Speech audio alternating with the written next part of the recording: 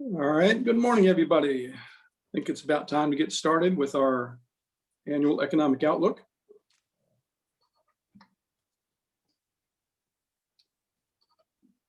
So Justin, if you want to pull that master slide down, we'll get started with our program today. And let me start off by introducing myself. Make sure everything's on here. I'm Frank Tamburino of Harrisonburg, Rockingham Chamber of Commerce. Actually, I have been the president since December 2009, so for 11 years, until last December 31st when I sort of retired. but I'm obviously still back on events like this and helping out. So I want to welcome everyone today. We've got a few other folks online than we typically do in our in-person breakfast meetings. But first, I want to welcome our speakers, Tom Barkin, President of the Federal Reserve Bank of Richmond. You'll hear from him momentarily. Brian Shull with the City of Harrisonburg, as Economic Development Director there, has been there for quite a while. An icon in the state. Casey Armstrong with Harrisonburg, or with Rockingham County, in charge of economic development there as well. And you'll hear from Brian and Casey about some of the successes over the past, I guess year or so, or upcoming successes, as well as some of the numbers later on, how our economy's done. Just a quick, for those who are from other areas or have not signed into this particular event before, we've been doing this for, I'd say maybe Brian was on the first, maybe 18, 19 years ago was all right. Yeah. Groundhog Day, originally called. We changed it to Economic Outlook about, I guess that was about 2010 or 11. Actually, I believe at that time we had Ann Maharis with the Federal Reserve Bank, economist up here. Ann's been here a couple times. Renee Haltman was here last year helping us out as well with some numbers and the outlook. So we've been doing this for quite a while. This is the first time we've gone live on Zoom with one of, well, I know last year we did it. So this is the second time we've been on Zoom with this event. And we invited, and we're pleased that Tom Barkin could be with us. Again, we have quite a turnout today. I was thinking probably because it was my last official event, at the chamber, and we couldn't do our annual banquet last month at the Atlantic Union Bank Center at JMU, James Madison University, with 600 of our closest friends. So this is, I'll say this is sort of my swan song until I fade into retirement or go into consulting or try to improve my golf game. For that, we shall see. We also want to take this quick opportunity, again, for those, and I'm going to mention this in a second too, those who are joining us today from other areas. This is, again, an event we've done for a number of years, trying to bring the local business community up to speed on how the economy is doing, what our outlook is going to be. So again, we have been doing this for quite a while. We've also brought in some partners. We are part of a larger regional partnership, Shenandoah Valley Partnership. Jay Langston is on here today as well. Our economic development arm from a regional perspective deals quite a bit with the state, Virginia Economic Development Partnership. We've got quite a partnership between city and county here. There's a lot of economic opportunities. So again, for those of you who are particularly from the media, not only from the US, but outside, if you want to talk to our two of our presenters, Brian Shull and Casey Armstrong, afterwards, or get in touch with Jay Langston, please do that. We've got a great public-private partnership here. It's an area we all tend to work together very closely, compared maybe to some other parts of the country or the world. So again, there's a lot of good economic opportunities here, as you'll find out. We didn't want to miss that opportunity to let everyone know exactly that the Shenandoah Valley was open for business. We also have a number of our regional chambers online. I just want to mention that as well. Folks from Roanoke, Lexington, Rockbridge County, Augusta, Luray, Page, Shenandoah, and we appreciate them being on here as well. And then I'll quickly run down a couple folks, just again for our local delegation here. We've got some good media coverage today. Again, I don't think it's because I'm on here. We're assuming it's probably because of our link with our Federal Reserve Bank of Richmond. But we do have a couple of our local media folks: the Daily News Record, the Citizen, iHeartMedia. But we also have representatives online today from Bloomberg News, Market News, Kyoto News, Agencia Estada, Reuters, Wall Street Journal, and Mace News. Again, we welcome you all today. And with that, let me go ahead and turn it over to Melissa Lubin. Before I do that, let me also say thank you to Nina, Jim, and Renee at the Federal Reserve Bank for helping us out with this. I want to give them a quick shout out too. So let me go ahead and turn it over to Melissa Lubin. Melissa is actually the board chair for the Harrisonburg Rockingham Chamber of Commerce this year. She is with James Madison University.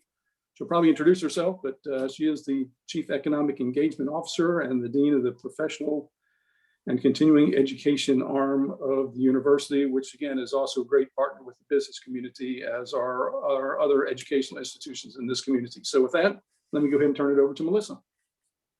Thanks, Frank. And good morning, everyone. It's just such a privilege to be here today and to be the chair of the Harrisonburg Rockingham Chamber of Commerce. And I'm really delighted to welcome all of our chamber members, our guests, and our speakers today. We have a great lineup, so looking forward to the dialogue. So as you'll notice, you're all muted now, so we'll ask you to stay on mute until you ask questions or are speaking. That will help with bandwidth. And Frank and I will serve as moderators. So if you have questions, you can put them in the chat box, or you can send Frank or I a private chat, or you can ask the question yourself. Just use the raise hand icon and we'll call on you. So with that said, it is nice to welcome Tom Barkin as our keynote speaker today at for this economic outlook. Tom is the president and CEO of the Federal Reserve Bank of Richmond, where he is responsible for monetary policy, bank supervision, payment services, and the Federal Reserve's national IT organization. He has held this position since 2018.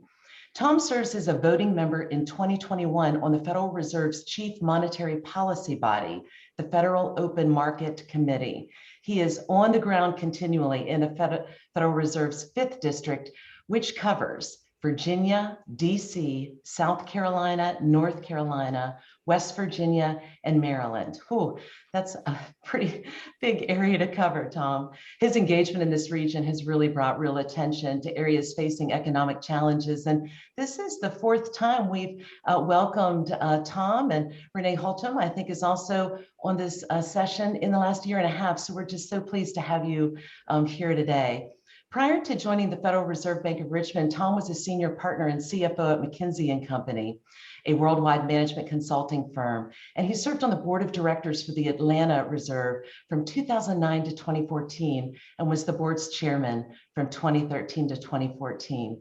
Tom earned his bachelor's, MBA, and law degrees from Harvard University. So Tom, again, it's a pleasure to have you today, and I'll turn it over to you. Thanks, Melissa, for that nice introduction. It's great to be back, and thank you to you and the chamber. And I think I saw Jay on for hosting me when I was there over the summer as well. It's great to be back in Harrisonburg. And I guess if this thing was in person, we'd be having all kinds of logistical issues. So probably good that we're doing it virtually. So what I thought I might do today is just talk a little bit about where we've been, and then talk a little bit about where we're going. As always, these are my thoughts, not those of anyone else in the Federal Reserve System. And I say that because I want to be as direct as I can. And I think when I get to your questions and comments, I'm looking forward to, being challenged and being tested. My background, as Melissa said, is business rather than research. So, hopefully you'll find some of my views and experiences of relevance. So let me start by saying last year was just unprecedented. We did 2 things to our economy that we've never done, at least in memory. The first is we shut it down.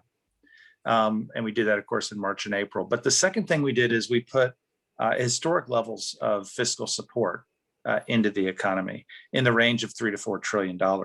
And the way those 2 interreacted, I think, are interesting to reflect on, because it took the economy to some new and unfamiliar places.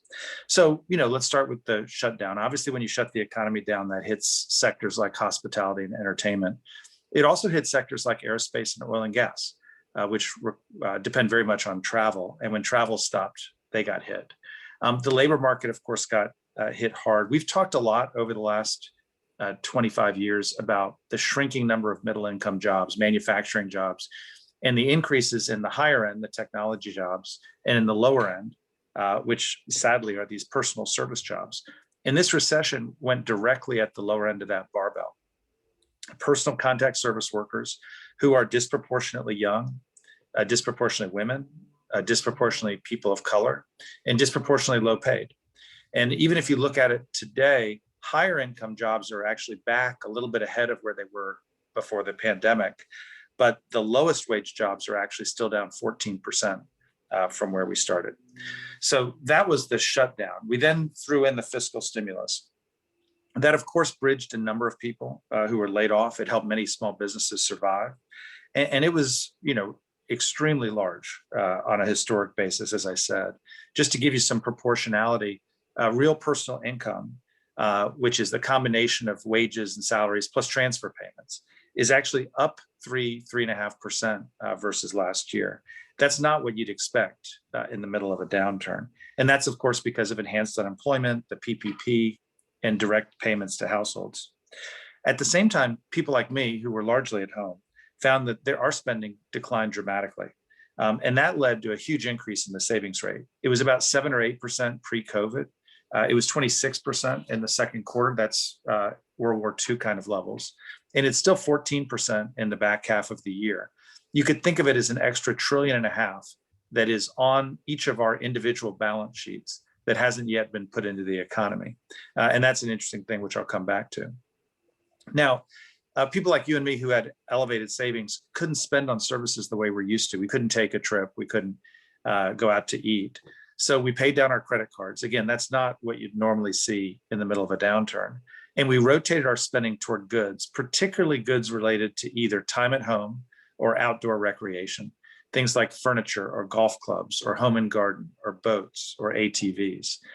Real durable goods spending is actually up a little over 7% versus last year, where services spending is still down 7.5%.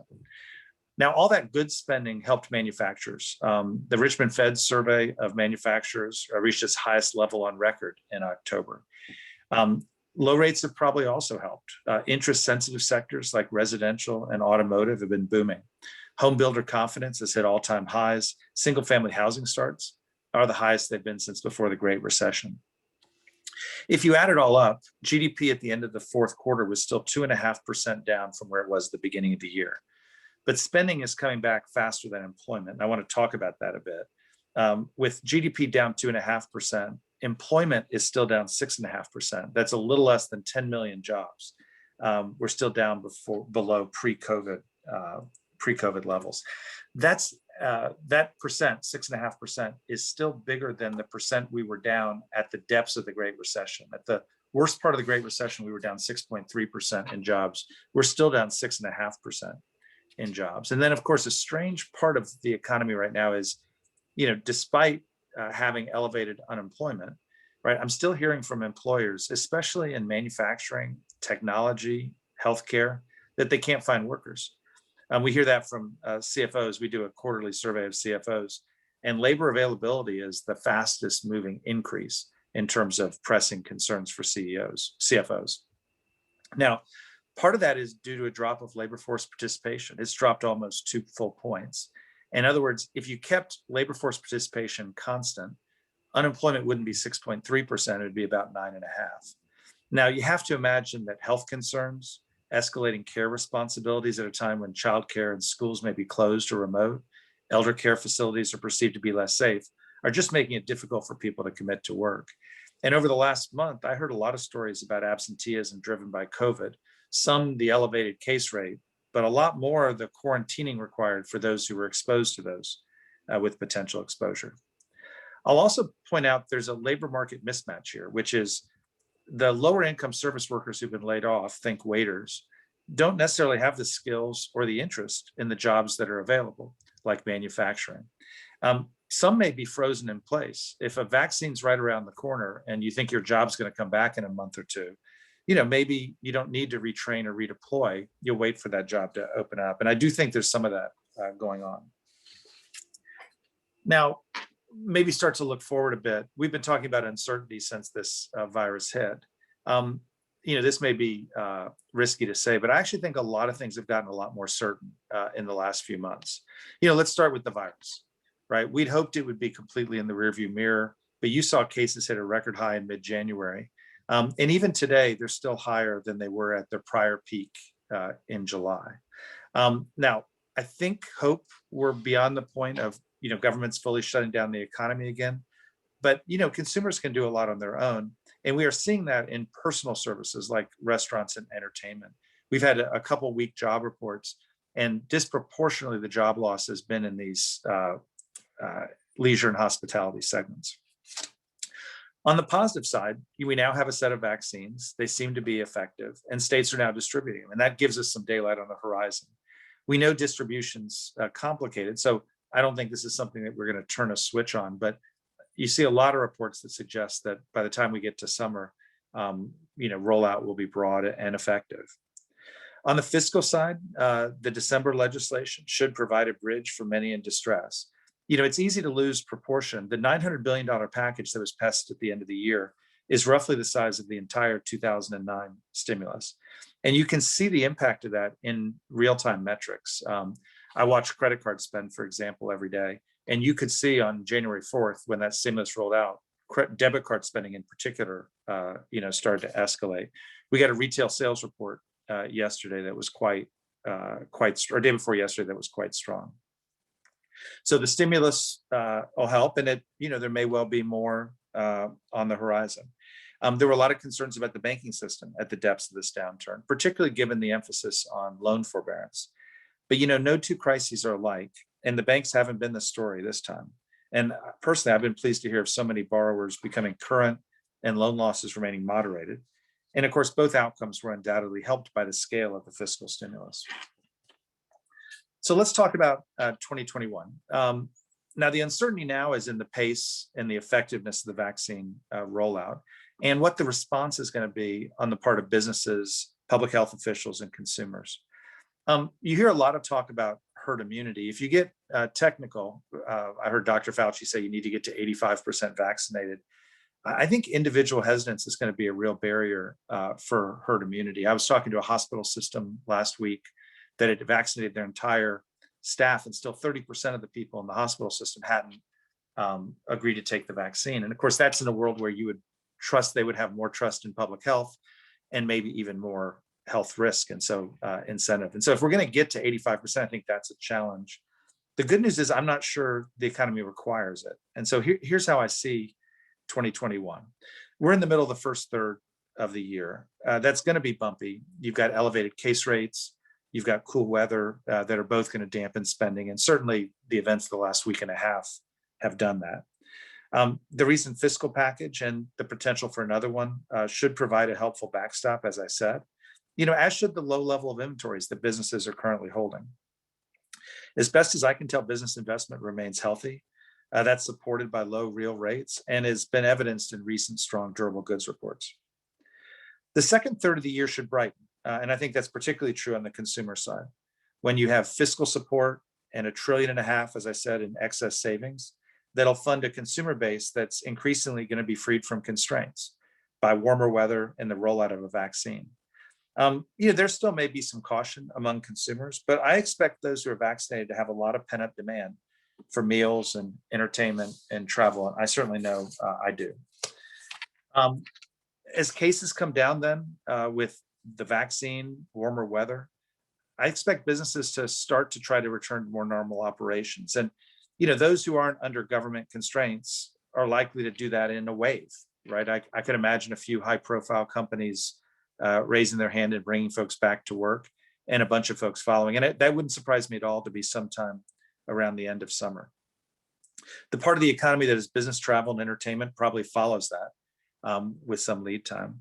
And then it'll be left to public health officials to decide when to declare the crisis behind us and what the criteria are going to be, whether it's case rate or herd immunity or the like. And here I expect to see the same kind of divergence of views we saw in the spring. Now, this scenario has risks, of course. A lot depends on the rollout and the effectiveness of the vaccine and the avoidance of variants that prove unaddressable. And in that context, I think of Israel as a cautionary tale. Israel is the country we hear about that is leading all other countries in terms of dissemination of the vaccine. But their country was in a lockdown until a week ago Monday. And that was because they were worried about the folks who didn't take the vaccine hitting the variants coming from other countries and what the implications of that would be. So there are still risks to the scenario I laid out. Another risk people want to talk about is inflation. I'd start by saying, just recognize it's very hard to find disproportionate inflation in the numbers. Over the last 10 years, it's been about 1.5%. The price level actually fell slightly in February through April before rebounding strongly over the summer, especially for items in short supply, like food or lumber or cars. But overall inflation remains below target. And if you look at the most recent readings, in December, 12-month core PCE inflation remained at about 1.4%. January core CPI inflation was flat as well. And so it's not in the numbers. That said, I do expect to see some price pressure this year. I said the second quarter comps are weak. And so as we drop those comps, the 12-month numbers are going to increase. You do have excess savings that are going to get redeployed into the economy. You will have fiscal stimulus that'll get redeployed in the economy. And we're already hearing lots of stories of supply chain challenges, of manufacturers trying to meet demand, and in particular in places like construction or in grocery and food in imports. But I just remind everybody that inflation is not a short-term phenomenon, it's a long-term phenomenon. Expectations remain steady as best as I can tell. Disinflationary forces continue, whether that be global labor markets, technology-enabled price transparency, or big companies with professional purchasing organizations and market power. A stimulus is a short-term thing, not a long-term thing, and expectations, I think, anchor more on the long-term than on the short-term. But again, we're watching inflation, and if needed, the Fed has tools were it to escalate. Maybe I'll close by just taking a second more and talk about what the Fed is doing. With employment inflation still far from our goals, it makes sense for us to be fully accommodative. We have outcome-based forward guidance, and it makes clear that we plan to stay the course on asset purchases until substantial further progress is made toward our goals, and that we don't plan to lift rates until inflation has risen to 2% and is on track to moderately exceed 2% for some time. I would note that market-based measures of inflation expectations have risen since these announcements.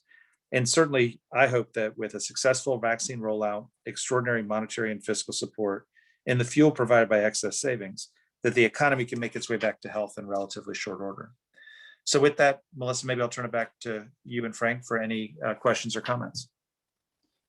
Excellent. Thank you. Thank you, Tom. Your perspective insights are really informative. And I imagine there are quite a few questions, so we'd like to turn it out to the audience. I think, Frank, you have a few that you've received to get us started. And just as a reminder to everyone, if you have a question, you can place it in the group chat box. You can also send it privately to Frank or I if you would like for us to ask it on your behalf. Or you can use the raise hand icon. I see John Downey's got one. So I'll catch you right after Frank, John, but that's the way we'll manage this. So Frank, why don't you kick us off with some questions? All right, Tom, I got two questions here. Let me start with the first one. I guess, although again, we've got a global audience, this focuses more on your territory as well as ours. And the question is, the South has been leading the U.S. in growth for some time, pre-pandemic. Do you see this continuing, and how does Virginia look going into the future? You've gone right to my heart, since I grew up in Florida and lived for 30 years in Atlanta and now live in Richmond. So I feel like I've got I think the dynamics of the economies in the South are extremely strong and should stay strong. I would be obliged to say it all started with air conditioning. And without air conditioning, we might not have had all the success we've had. But I think you've got very strong in-migration because of quality of life, weather. Of course, this week, more than ever, we sort of note those things. You've got pretty strong business environments, and so you've got companies who are relocating and moving, and you've got a lot of space. And who knows what comes out of this vaccine, this virus situation. But I think people are starting to respect, cost of living and space more than ever. So I do think we're very strong in the South. The Virginia economy is also very strong. I'll say one thing that I am watching on the Virginia economy, which mystifies me honestly, is, if you're going to grow your economy, you can attract companies, you can attract jobs, but you also have to attract and retain workers.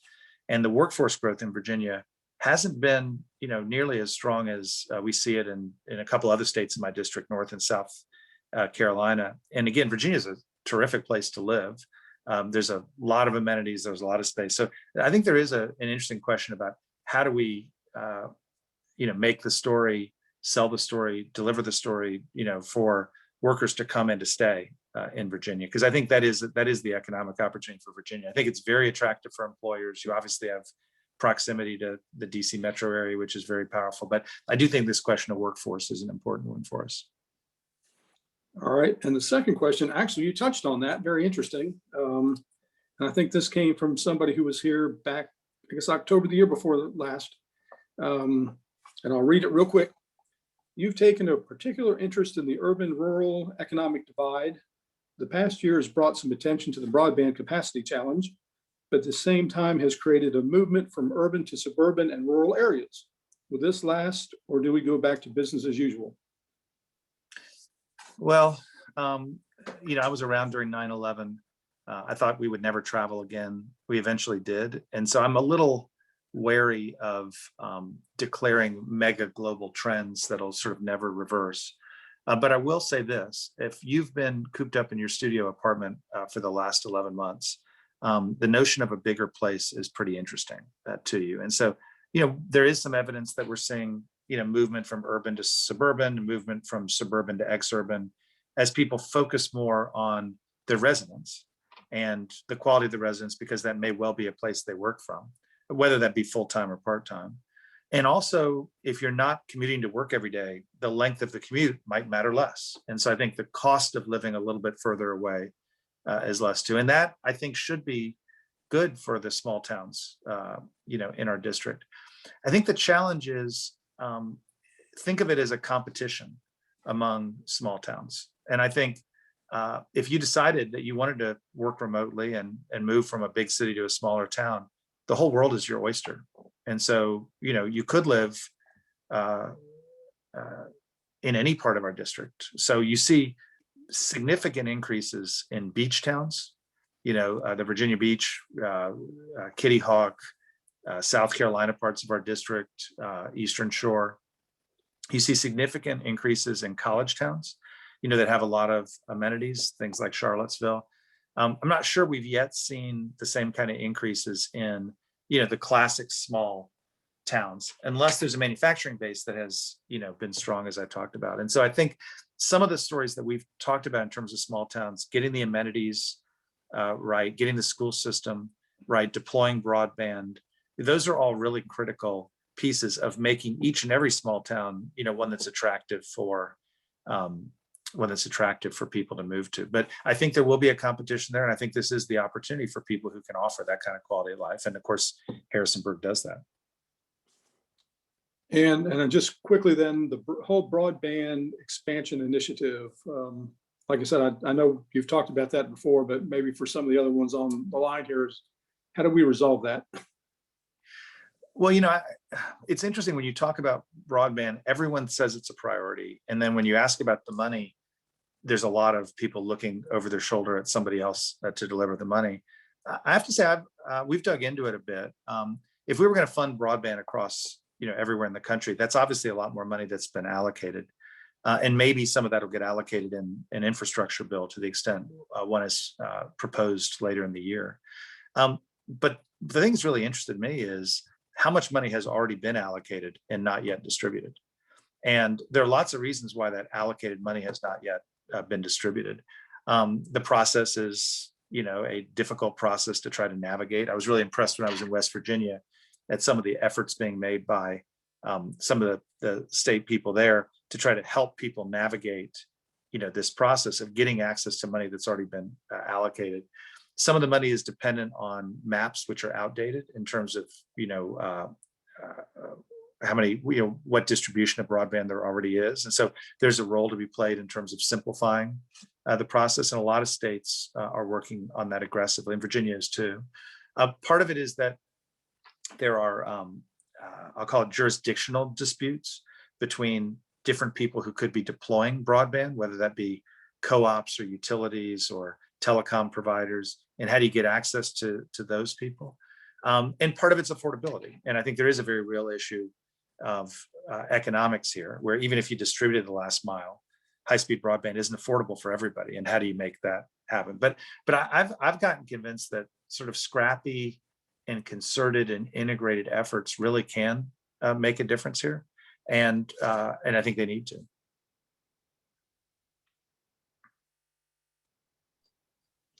Very good. I'll jump in here then and ask John Downey has raised his hand. John, would you like to ask a question? You can unmute. Show your video if you'd like. There you go. Okay, my video won't work, but I think you can hear me. Yeah. So Tom, thank you for being here and presenting to us. It's very helpful. I think this is the first recession, at least in my lifetime, where higher ed enrollments actually declined. Do you see that continuing, or do you see a reversal of that trend once the coronavirus issue is kind of behind us? Well, again, I just caution anything that sort of tries to predict the future with the uncertain distribution of a vaccine, et cetera, and an unclear rollout of variants is going to be doomed to not be right. But I think when you look at higher education, you actually see a bifurcation. The four-year colleges, sort of flat to slightly up. The two-year colleges are significantly down. And you can imagine, why some of that is. But I think there's going to be, maybe I'll talk about each one. On the four-year college front, I think this fundamentally comes down to the question of, are we going to be providing in-person learning or not? If we are going to be providing in-person learning, I still think the American education system is the best one in the world. Everyone, wants to send their kids there, blah, blah, blah. And so I think that's going to be healthy. On the other hand, if you don't provide in-person education, then, it'd be just like thinking about online retail. I'm not sure why we need, 1,100 distributors of online higher education. And so I still do think the campus format has value. I still think it's going to exist. And I think on the two-year side, I've been depressed, honestly, that we have had this drop. You can imagine why we've had it. I talked about people possibly being frozen in place, not able to afford going to the schools. Maybe the online experience speaks less to a certificate program or a two-year program than it does. You've got a lost generation in high school who maybe missed a year of guidance counseling that allowed them to think about how to do it. But if you think about the retraining conversation that I talked about, these community colleges are really critical in this mix. And we've got to find a way to make sure that the flow of talent into these schools and then into careers like nursing or truck driving or manufacturing, are actually happening. And so, there's issues of funding, state lottery programs or Pell Grants don't fund certificate programs. There's issue in certain states of licensing and making sure that the aperture is wide enough that you get enough nurses through or enough truck drivers through. But I think those are really important things. And that's the part. I guess I've been more hopeful on the 4-year, but on the 2-year, I'm really watching this enrollment drop quite intently. Thank you. Thank you. Tom, I have a question from the audience, and it's about the living wage and how would an increase, help attract and retain workers in Virginia?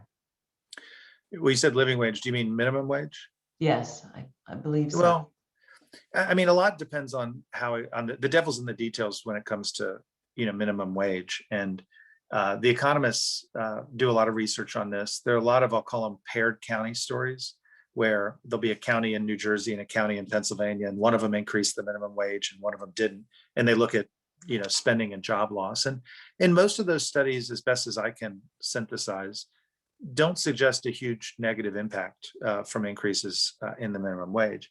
I should caution you that most of those studies talk about increasing the minimum wage from $6.50 to $7 or $7 to $7.25. They don't talk about increasing it from $7.25 to $15. And of course, there must be some level of a minimum wage where you will have job loss. So, I think as I talk to folks around, there's a there's sort of two topics that are on people's minds. One is how fast and how hard are you going to push the limits, because this is probably not a one size fits all economy, and how is that going to play out in various states. That's one set of issues people talk about. And the second set of issues people talk about is what exclusions. So does your 16-year-old who wants a summer job in a candy store, do they also need to get paid that amount? And what's this going to do to people's entry to the workforce? So I think, like many of these things, they're trade-offs. We'll see, I think, what we learn as we get closer to it. Of course, when you talk to folks, their biggest resistance isn't at the beginning of the journey, it's the end of the journey.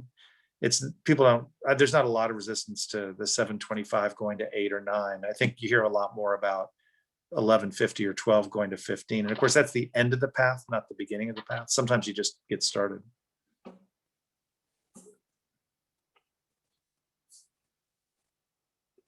All right, Melissa, I'll go ahead and jump in with another question.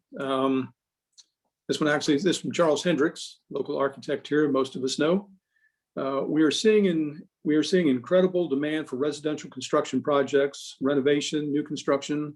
We're also seeing incredible increases in material prices, such as lumber, concrete in particular, but all the way across the board, and labor cost. Have we reached the peak of these increases, do you think? And when will it return to pre-pandemic rates, if at all? I added the last part. Yeah, that's a big question. Okay, so let's just talk about the dynamics around residential, first of all. You and I grew up believing the way we were going to create wealth for ourselves was owning a home. And certainly my parents, had a 3% mortgage in the mid 60s, and, were just thrilled when interest rates increased in the 70s and 80s, and inflation, drove their house price up. So, people like you and I bought houses relatively young because that's where we were going to, create our wealth. I think the 08-09 Great Recession kind of challenged a lot of those theories of the next generation. Housing, which people thought was going to be the world's safest asset, actually declined in value in ways that they hadn't seen before. And you had a whole generation that didn't buy houses the way we did.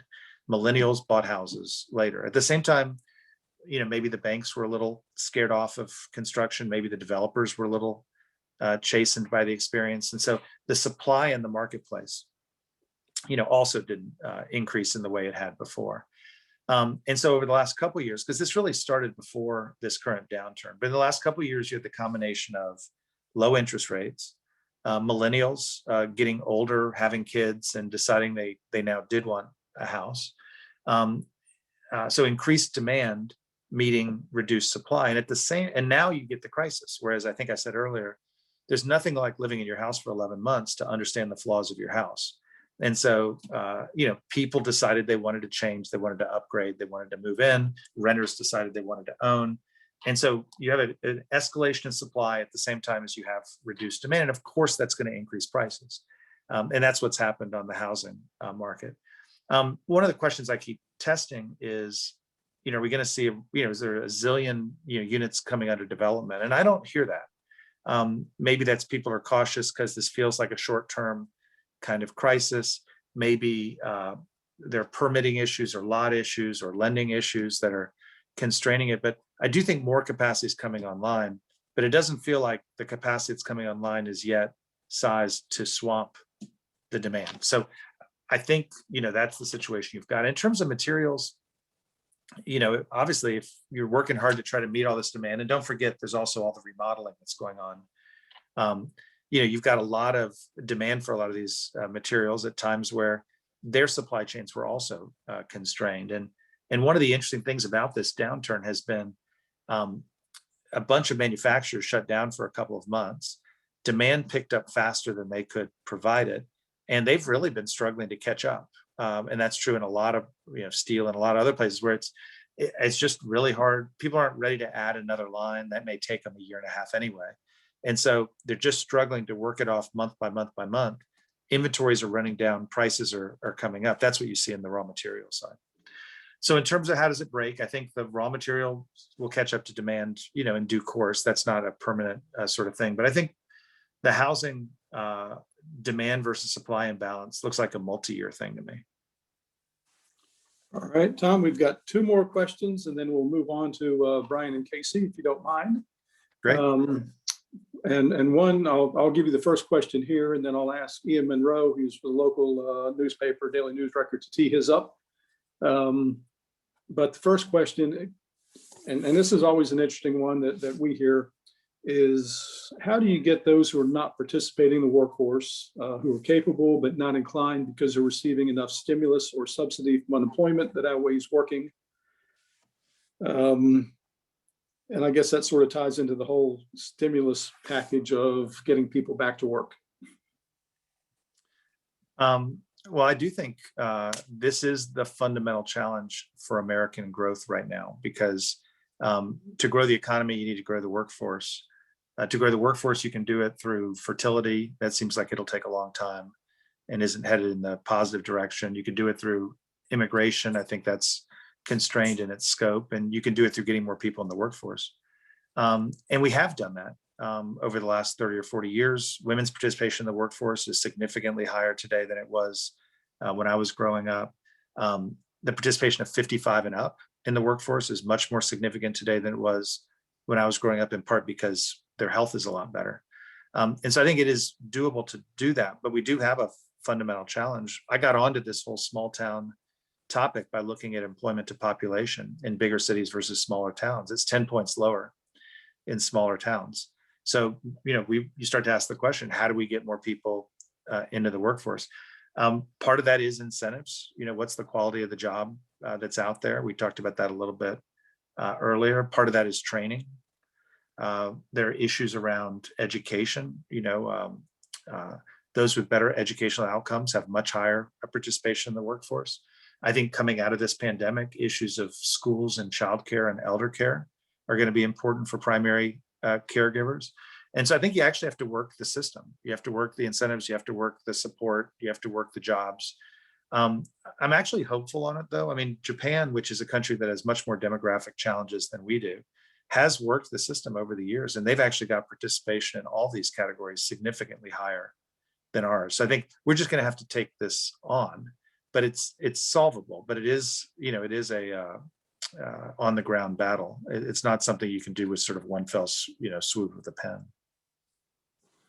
Thank you. I think that answers that one. And if Justin, could you unmute Ian? Hi, good morning. Hi, Ian. With January's, I've read in the Post that the real unemployment in January was likely closer to 10%. And with that labor mismatch that you mentioned earlier, specifically, we're seeing programs like Virginia Ready Initiative or run by nonprofits, that partnership between VCCS and businesses, as well as the Reemploying Virginians program. Do you expect or think that there'll be any federal pressure for some sort of retraining program, or really is it up to states, public-private partnerships like we see at BCCS? Or do you think there's room for, or even an appetite for the Fed to get involved with a retraining program to address those shortages we've seen even before the pandemic in manufacturing, trades, et cetera? So as I said, I think this, I guess maybe the first point, I think you're right. The number is in the 9.5% to 10% range. I think I referenced that earlier. It's the combination of people who are declared as unemployed and people who've left the workforce, and a little bit, which is around a measuring issue, which the Bureau of Labor Statistics has had. But so I think if you think about, we're 6.5% fewer jobs. That's roughly 9.8 million fewer jobs than we had before. That is a real issue. I will say parts of the economy are still not open. The biggest job losses still are in leisure and hospitality. And if you believe that we're going to open up restaurants, we're going to open up, we're going to go to ball games again and those sorts of things, then some of those jobs are going to come back because we open up the economy. And I think that's why I always say public health here is the biggest stimulus of all. I do think then there's a whole set of, retraining conversations that need to happen, as you were suggesting and as I was suggesting a second ago. In terms of what else is going to get done on the federal level, I think the legislators are going to have to figure that out. But I'm with what I think you were suggesting, which is we may well pass an infrastructure program in the coming months. I'm going to have an essay out in the next few days, I think, but it talks about if we're going to have an infrastructure program, we actually have to have an infrastructure worker program, because construction and manufacturing, those are pretty tight segments right now. And they were tight segments before the pandemic. We don't have kids going into the skilled trades the way we used to. The reputations of manufacturing careers in many small towns have been damaged by the outcome of 08 and 09. And we're going to need to think about what is a program that's going to get us enough infrastructure workers to be able to deliver, the infrastructure mandate. And I think that is a very important issue. And there are things we could do on the federal level that could help. An example would be Pell Grants, which right now are applicable for degree programs, but not for certificate programs. And so, you have a 3-month certificate program. It's actually cheaper than a degree program. You could have Pell Grants deployed for that. That just as one example. And well, real quick too, if we have time, just a real quick follow-up about that. I mean, we've seen that with hospitality taking sort of the biggest economic hit here, and wages in those sectors. I mean, I think Bureau of Labor statistics from May 2019, the average income for restaurant worker annual was less than $25,000 a year, putting, I think, at one of the lowest brackets. I mean, what else can be done to sort of, we've touched on it, but is there anything else that can be done to incentivize kind of movement from these jobs that may not be coming back and tend to be lower paid into these areas with higher demand are seeing pay increases, such as, trucking, skilled trades, etc. Is there anything else that can be done, or is it very much just getting word out? It's up to the individual. I think you're talking about, I don't know whether it's the $10 million question, but it's the 10 million job question. I think what we've got here is dislocation, right? Where there's a sector of the economy, leisure and hospitality, that's lost a bunch of jobs. And, to be fair to people in that sector, they intentionally did not pick construction or manufacturing 2 years ago. There's a lot of people who like the lifestyle of working in a restaurant, for example, or don't want to live in a smaller town, want to live in a bigger city where there's and so this question of those folks who are displaced, and at the end of this, presumably there will be some of those who aren't called back to their prior jobs. What is the next job for them? And it might be that the answer is retraining them to work in a manufacturing plant. I was talking to a manufacturer last week who has tried this. This is a South Carolina manufacturer who's actually gone to Myrtle Beach to try to hire a bunch of people into his plant. And he says he can't keep them at all because nobody likes the hours. These are people who did not opt into an 8 to 5 environment. Well, that's interesting. Okay, we have to think about that. Is the answer a manufacturing opportunity with different hours, or is the answer there are other things they could do? There are professions that are going to be growing out of this thing. Warehousing is an obvious example, but home health, I think, is another big example. Are people going to want to go into those professions? So I think our economy is pretty vibrant. It does redeploy itself over time pretty well. But this question of where are the places, to the extent you've got access, that are going to be interesting to people, that are going to be motivating for people, they're going to pay enough money for people. I think that is the 10 million job question. Thank you. Thank you. Those are some great questions, and Tom, some really gnarly issues to really work through. So I appreciate your thoughtfulness, and there's a lot of hope. There's some innovative thinking that I think we can do, and with the COVID experience, I think it's all given us an opportunity to push the reset button in some ways and to rethink how we're going to move forward and pick up some of the best of what was happening and try some new things. So we'll remain hopeful, and on behalf of everyone here, thank you for your time today. We really, really appreciate it. And with that, I would like to move on to our two next speakers, Brian Shull and Casey Armstrong. So let me give a quick introduction, although most of you may know them, some of you are not from the area. Brian Shull has served as Director of Economic Development for the City of Harrisonburg since 1998. He is a native of the Shenandoah Valley and has directed local and regional economic development initiatives in the Shenandoah Valley for nearly 30 years. Significant projects that he worked on included multiple expansions for Rosetta Stone, serving on the recruitment team for SRI, and serving as lead development manager for the Harrisonburg Technology Park. Brian has an economics degree from the College of William and Mary, and he is a graduate of the Economic Development Institute at the University of Oklahoma, which I believe, isn't that where, Brian, you met Frank Tamburino a few years back, and also Jay Langston? I do have some pictures, but I won't Zoom bomb with those pictures of the three of you many, many moons ago. But that was a neat connection that you made. Brian is past president of the Virginia Economic Developers Association and received the VITA's prestigious Cardinal Award in 2014. So we're really pleased to have you here today, Brian. Also, I'd like to introduce Casey Armstrong. He is the Assistant County Administrator for Rockingham County. And in this role, Casey oversees land use, planning, zoning, and other aspects of community and economic development. Casey has a degree in environmental science from Eastern Mennonite University and has been engaged in economic development in the Valley for about 15 years. Locally, some of you may also recognize Casey for his talents as a guitar player for the Hackins Boys, which includes appearances at the Harrisonburg Rockingham Chamber of Commerce biggest event of the year, which is Valley Fest, and we really are hoping to have that happen this year. Brian and Casey, we really look forward to hearing from both of you about our local economic outlook. So I'll turn it over to you two now.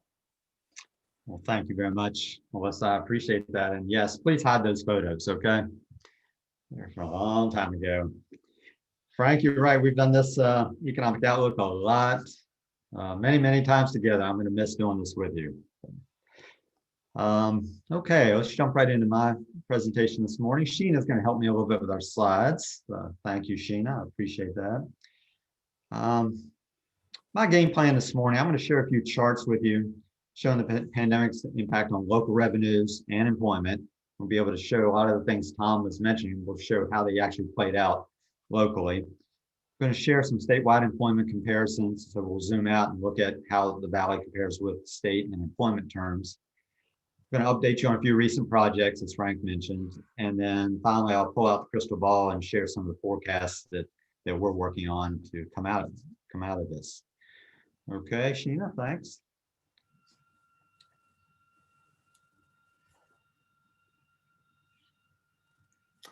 I don't know about the rest of you, but that quick spring photo, I'm ready to get out there and walk around our beautiful downtown during the spring weather. Let's hope that's close behind. Okay, there's no way to sugarcoat this first one here, right?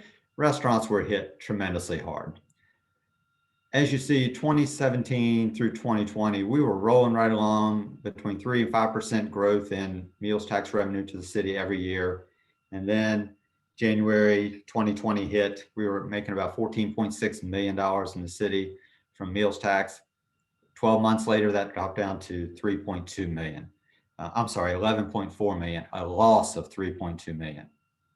So if that doesn't show you how quick restaurants fell off, I don't think anything will. Yes, takeout helped, but certainly didn't help their bottom line, right? So a 22% decline just in that. Okay, next one, Sheena. Lodging tax, does that look familiar? Same type curve, same scenario. We were rolling right along with greater than 6% average increases in our lodging tax revenue, 18, 19, and then January 20 hit, and we went from 3.3 million a year coming in lodging tax down to 2 million 12 months later. So a 39% drop in lodging tax revenue. As we know, it's going to be a while before leisure gets back. Okay, next one's fine, Sheena. Sales tax, as Tom mentioned, people kept buying, durable goods stayed up. We did not lose that much in sales tax revenue. You can see the curve starts going up. That's where Frank was buying all the paper towels he could and saving up there. So durable goods spending stayed up, and the city lost about $500,000 over that 1 year, February 20 to February 21 in sales tax. But if you add those three together, meals tax, lodging tax, and sales tax, we've lost about $5 million. That means a lot of capital projects have to be delayed until we can get back on our feet with some of those going. Okay, next one. Let's jump into employment here a little bit. These are city and county combined, obviously. City in blue, orange is the county. February 2020, we were rolling along. things were humming along great. We were both about 2% unemployment. Most of our conversations with CEOs were, where can I find more workers? All across the board. It was manufacturing, services, retail, everybody was looking for more workers. My, how 2 months changed though, right? By the fourth month, April, look, the city was up to 11% unemployment and the county right behind at 10%. Fortunately, we did see a month by month incremental improvement all the way up through November. So things are getting a little bit better there. We did see an uptick in December, but if you recall, we had some very bad weather in December and a lot of those outdoor related jobs took a hit there. Okay, next one, Sheena. Now let's look at actual numbers for employment. It's hard to really get a true picture when you just look at percentages. The left-hand column there shows actual employed residents in the city and county combined, okay? 67,500 people who live in Harrisonburg and Rockingham were employed. That was a record number in February, 67,500. That's the highest we've ever had. By May, that had dropped all the way down to 58,500. So we had a loss of 9,000 jobs locally, just Harrisonburg and Rockingham.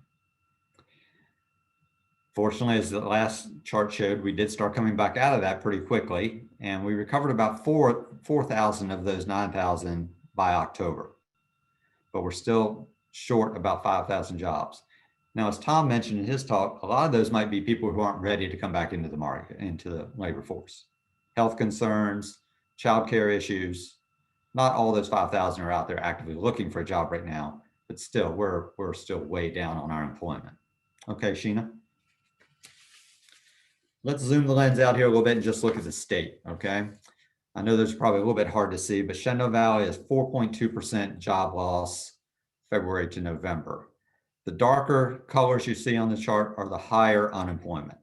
So look at Northern Virginia, I-95 corridor, Richmond, Lynchburg, they were all between 7 and 8% job loss from February to November, whereas we were 4.2 and the statewide average was 6.4. So overall, we fared quite well when you look statewide. Okay, next. Let's zoom in a little bit on the types of jobs. As Tom mentioned, leisure and hospitality was hit extremely hard. That top line there is pretty amazing stat. 45% of all jobs in leisure and hospitality in the state were lost during that period, February to November. 185,000 leisure and hospitality jobs. 109,000 of those have come back, but we still have a long way to go on that. And it's going to be up to public health to dictate how quickly those will come back. Non-essential retail took a big hit too. 30% of those jobs were lost. But come down to the bottom of the chart. Two areas actually did better, have essential retail and construction. Construction had lost 6,000 jobs statewide. They gained all those back by November and added another 12,000. So there is tremendous construction activity around the state, as Charles mentioned in his question. So that's one of the few bright spots on the employment side. And as Tom also mentioned, we got to keep finding workers, trained workers for that sector. Okay, Sheena. I just want to give you a quick summary of how locally Harrisonburg tried to react to the pandemic. Our city council was very proactive, and I'm very thankful for that. They allowed us to jump in very quickly. We were one of the first localities in the state to launch a disaster impact loan. So we've had a small business loan program for years. So we had about $105,000 balance in there. We immediately put that into zero interest loans that we could get out to businesses for their cash flow needs right away. So within a matter of a couple of weeks, we had cash in hand for a lot of our small businesses. Fortunately, when CARES Act money came down the pike, City Council directed that money to this and said, make those grants. We're going to turn those loans into grants so they don't have to pay them back. We were also very fortunate that the council directed $1 million in business recovery grants from CARES Act money, $1 million. So we had 3 rounds of grants all the way up through early December, and we were able to reward 180 small businesses with $1,075,000 to keep them going during this time, because we need them to be there when we come out of this. We also knew that our retailers needed a marketing campaign to help them during the holidays, because that's their bread and butter, right? During that holiday time. So we put some money into print, radio, and TV ads to help to encourage shop Harrisonburg during the holidays. Next, Sheena. Just a quick update on a few of the things we did. We also did, we teamed up our economic development offices in both the city and county, teamed up with Chamber of Commerce, HDR, Small Business Development Center, Shenandoah Partnership, Tech Council, and JMU. All those groups met on a weekly basis from March through December to form a task force. So that the goal being direct our businesses to the appropriate resources, and that the message was the same to all those, that we all knew what each other was doing, what resources were there, how we got the word out to the business community. So I'm very proud of that task force. We did some amazing work. We're still meeting about twice a month now, but that bond that we created and the work we did was amazing. A side light of that is a lot of our businesses and banks in the area also donated funds to the task force that we then in turn gave out in grants to the small businesses. So in addition to what the city and county did for CARES Act grants, we also had $110,000 of local donated money going back into our businesses. So that was pretty neat. Just a couple quick other things. We helped with outdoor dining, turning parking lots into dining areas for our restaurants, quick pickup signs you'll see all around downtown. And I think we'll continue to see those for a long time. They're not going to go away. Our Workforce Development Board gave a grant for PPE production. So one of our success stories there is Artisan Packaging bought a piece of equipment, started making hand sanitizer bottles, and hired 24 full-time jobs there. So that was certainly a neat success story. And just like the holiday marketing, we also did a Shop Local Safely marketing campaign with digital ads on Facebook, LinkedIn, to get people to continue to shop local, because we got to have those retailers make it through this. Okay, next. Now just a quick update on a few projects that have come to pass. Fortunately, prospect activity did not slow down that much during all this time, particularly on the manufacturing end. A lot of manufacturing prospects were coming in. I think Jay will attest to that region-wide. Shenandoah Valley Organic is a local success story for us. Started in 2013 and now have over 500 employees in Harrisonburg. They're in our top 10 employers from a 7-year company. So the demand for organic chicken is so huge, they needed to build a new facility. So here you're seeing a picture of their construction site on Acorn Drive. They bought 65 acres, are building a 76,000 square foot retail packaging plant. So the chicken is being produced at their Liberty Street plant. We brought 1 mile up the road to this new facility, will be packaged and sent to grocery stores all up and down the East Coast. Okay, so this is a huge project. 110 new full-time jobs will be created, major investment, and just a great win for this area. Okay, next. This is another project that was just announced this month, Valley Guard Supply, another local startup with strong JMU ties, both alumni and faculty ties there. And they are producing PPE. So they're making surgical masks. They've invested over $1 million in new equipment and have committed to hire 45 new jobs over the next 3 years. They're located in the former Salvation Army building on Washington Street, and they're up and running right now. Okay, next. New hotel construction. 4 new hotels in Harrisonburg right now. 2 are currently open and 2 are on the way. So the True by Hilton, Comfort Inn, both open and operating now. Holiday Inn Express and Hyatt Place that are side by side. They're on Burgess. Hope to open this spring if this nasty weather ever gets out of here, so they can finish construction. Okay, next. All right, let's look at forecasting here for a minute. So Virginia Economic Development Partnership has worked with Moody's Analytics for many years now, and they have a very good handle on the statewide employment stats. So they were asked to come in and look at a forecast for how we're going to recover job-wise. So let's look at that left-hand column there. The 100 represents where we were with state employment pre-COVID. So that's the baseline, where we were statewide jobs pre-COVID. You'll see right after COVID, we dropped all the way down to 91. So that's showing that 9% of the statewide jobs were lost within that 3-month period. Now, how quickly are we going to come out of that? We had a V graph and it started coming back pretty quickly. As of the end of the year, we were back up to 96%. So about 4% of the jobs still to go. How quickly are we going to get those back? The very first forecast that came out from Moody's in December said it's going to take till third quarter of 2023. They revised that just a few weeks ago and said third quarter 2022. So there's definitely some optimism there that we're going to get back to normal much quicker than originally planned. So, boy, we all have our fingers crossed on that. I think locally, my crystal ball, I think we're on that same trajectory. I think we're going to follow the state on that and hopefully be back close by near the end of 2022. 2021 is going to show marked improvement all through this year. And then I think 2022 is going to be just gangbusters growth locally. That's my prediction. So with that, I'll turn it over to my colleague, Casey, and see what he has to say. Thank you, Brian.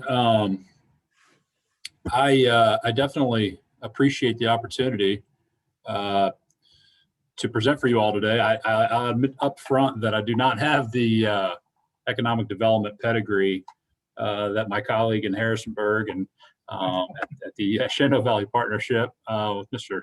Langston. I started here as in Rockingham County in 2006, and I started the the Community Development Department as an inspector, and definitely kind of got my feet wet on the sites, and definitely have an appreciation of the construction industry, and that's kind of where I based my background in economic development from. So I'd like to start off a little bit with a little bit of information on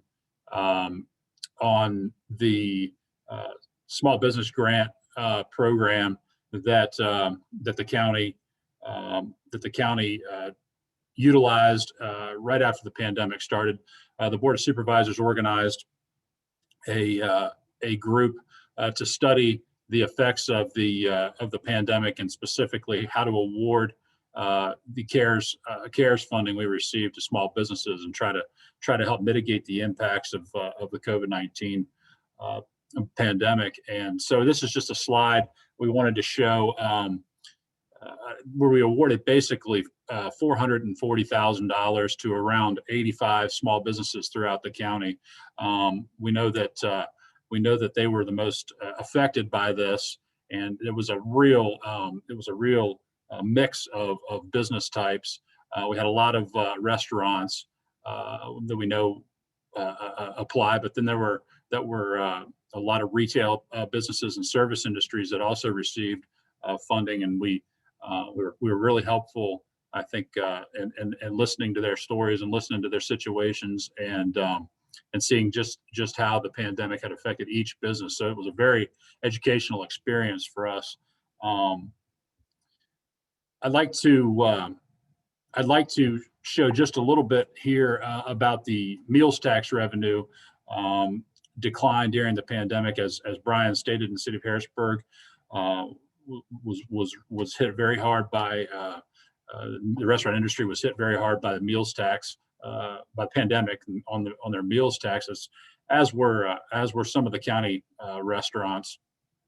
We had roughly a 30% decline from 2019 in meals tax, specifically starting in February, March, going all the way through May.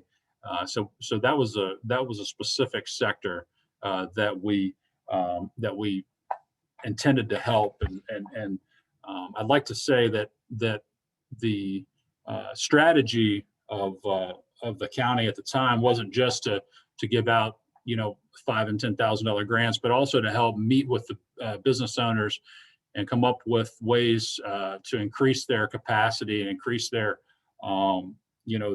seating and other creative maneuvers to try to help deal with some of the inside seating restrictions. And so we were really being proactive. We had folks going door to door, with some of our restaurants and trying to come up with new seating and parking plans to help them utilize as much space as possible to really expand their seating area. So that's something that, you know, I'm proud that we did that and we took that active role in it.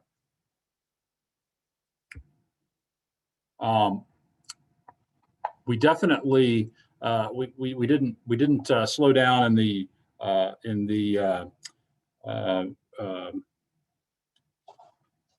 we didn't slow down in the grants department either. We saw two small APHID grants come through during 2020. One of them was for a Shenandoah Valley Hemp, a small CBD extraction company to locate in Elkton, Virginia. $3.3 million expansion and 24 new jobs to be created. And then also during the pandemic, we saw Smiley's Ice Cream expand to a new location in Bridgewater, about a $1.15 million expansion.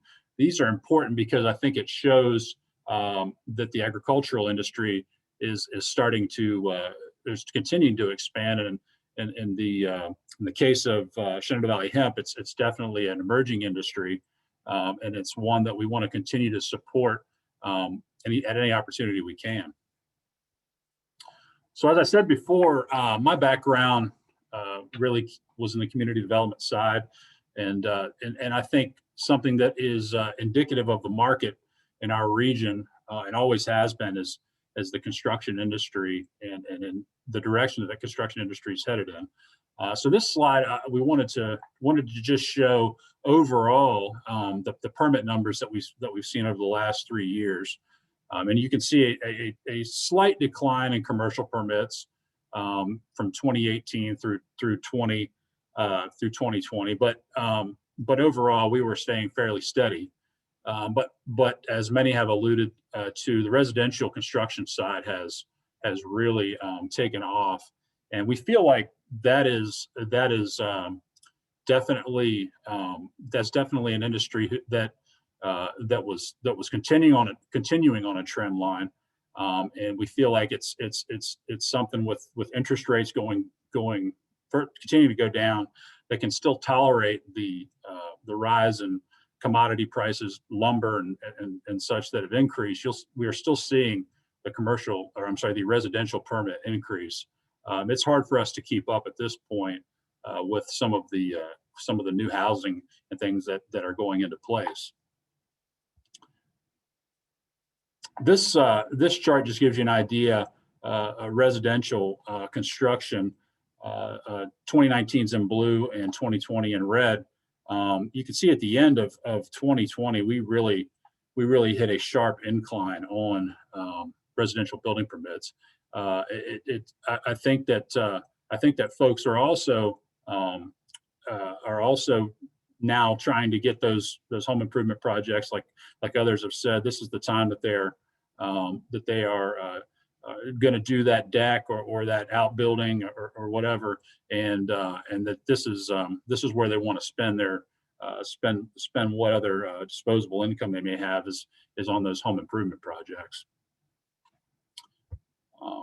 Transitioning to commercial permits, we said there's been a slight decline from 2018, but really, we still are going heavy in the commercial sector. In 2020, we did roughly 750,000 square feet of commercial construction. We had significant expansions at Interchange. I think they did roughly 100,000 square foot. I think phase 3 of their cold storage. And then of course, the Merck expansion from 2019 that was announced, that was a $1 billion expansion. That was roughly 250,000 square feet for the Gardasil vaccine. So that's some of the permits that we saw in that chart are from specifically Merck, and some of that being pumped into our statistics. And you'll see this is the commercial construction a chart from 19 to 20. It seems to be a fairly steady steady trend for commercial construction in the area. And finally, I decided to include a slide if you guys are interested in what Frank's new office will look like.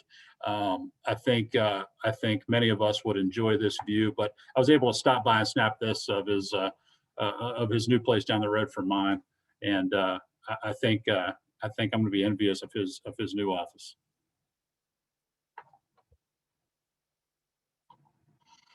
That was for the guitar comment, Frank. Thank you, Casey, and thank you, Brian. What a great overview, and again, some hope. And it's been a really challenging time period, and really appreciate the details that you all presented. And it reminds us we're still in this, and we've got a ways to go. But together, I think all working together, it's we've got great promise. So appreciate that. So I would like to, we do have a few minutes, and I'd like to turn it over to the audience for questions. If anyone has some questions locally for Brian and Casey, would love to field those.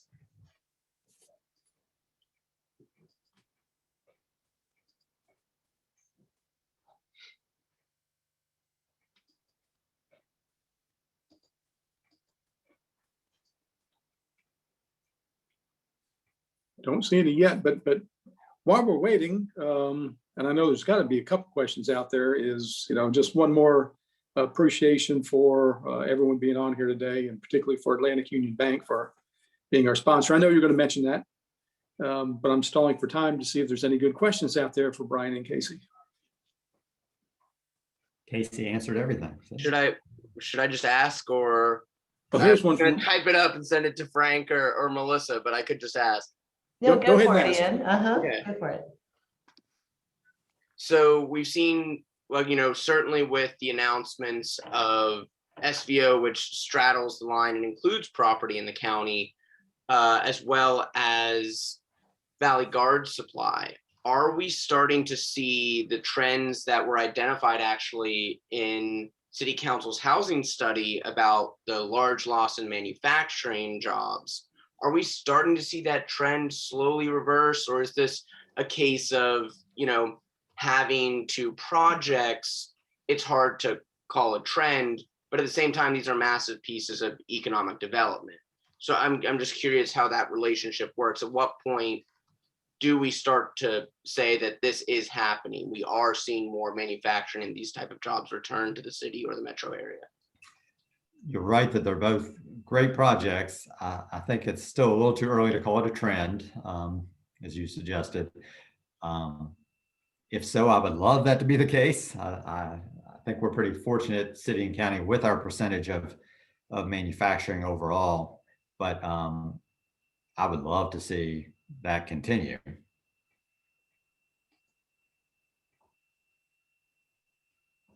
all right, we've got I'm two sorry, you want to go for questions. it, Frank? Oh, I was going to go ahead. We've got two questions to throw out here. Where did it go? Right there. There we go. So I'll throw them both out at the same time. First one I think is more focused on the city. The second one is for city and county. Do you think this, and this comes from Laura Tony Holzinger, do you think the city will consider closing down Water Street to help local restaurants this summer if they still can't open to full capacity? And then from Charles Hendricks, what programs are in place to continue to support local businesses like loans from early on in the pandemic?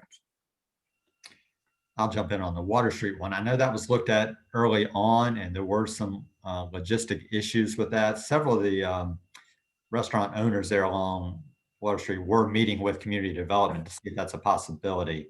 I don't think that they were able to work out where they could close down the street, but I think they'll still probably look at that if there are options to improve it a little bit.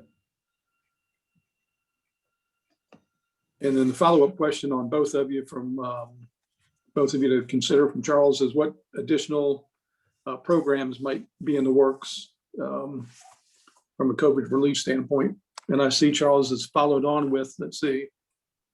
Oh, you can take care of that one first, but then the second one after that would be, we continue to struggle with affordable housing options in the city and county. Are the ways to increase interest from developers to start building more variety and more density or even just more inventory? So a couple questions there. The pandemic, some continued monetary relief, and housing. Casey, you want to start? Yeah, I think our board of supervisors, I don't want to speak entirely for the board, but I think that they're continuing to evaluate expansion of a small business grant program, or to do another round of it, possibly see what benefit that would provide.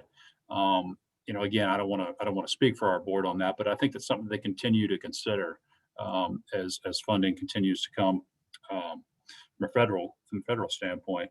And I will jump in on the residential housing question, affordable housing question.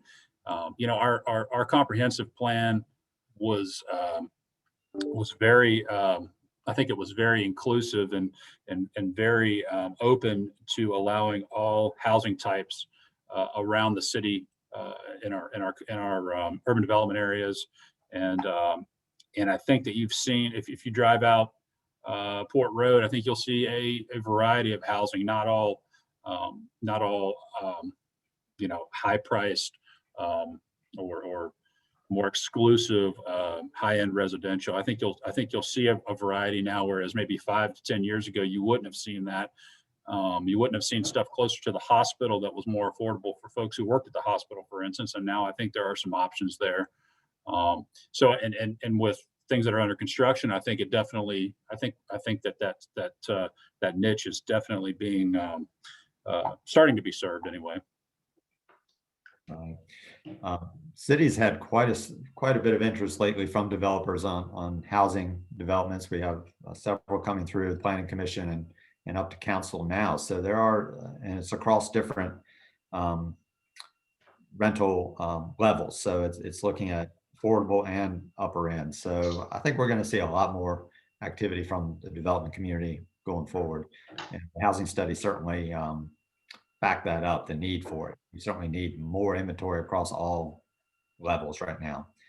On the assistance level, City Council is very open to looking at other opportunities there. We're going to continue our loan program, and then we'll see if there are additional incentive opportunities or not, but we're certainly keeping our eyes open. And the task force that I mentioned earlier, we're going to continue to meet and see if we can come up with some good ideas too, to keep assisting.